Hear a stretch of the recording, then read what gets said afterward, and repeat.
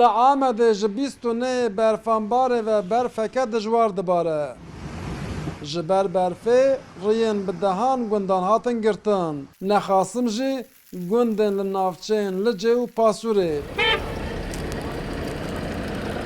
مدوریتا پروردهیه لباجر و حفده نافچین و بطلانه راگهان.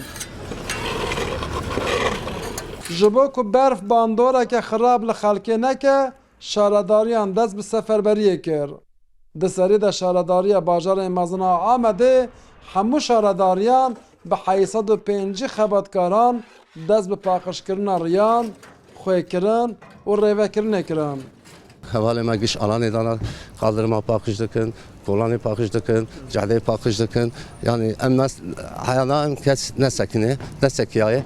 Gişti şoğulun em haya berf bikadeci em bişoğulun. Bajarê Amedê ji ber berfê spî dike.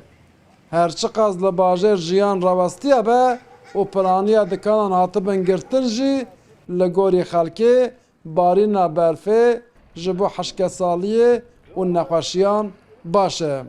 Evê berfê bereket e. Pir baş e, usajma ra baş e, nexweşiyê ra baş e, ji hemî tiştî razî baş e. û eger Xwedê rehmet kî barankî ser bide, em pir memnûn dibin. Berf baş e, berf debarê rinde abi. Köylü ra rinde, heyvan ra rinde, insan ra rinde. Berf baş.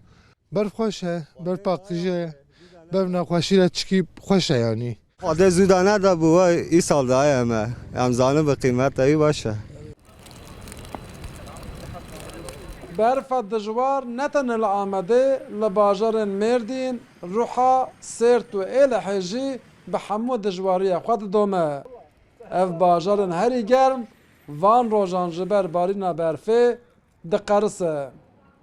Li gorî saziya kêşnasiyê ev berfa dijwar dem bi dem û cih bi cih wê bibare ji ber vê yekê jî hemû sazî û dezgeh û welatî divê li gorî rastiya vê berfa dijwar tedbîrên xwe bigirin. Maşallah dekak, Rûdaw, Amed.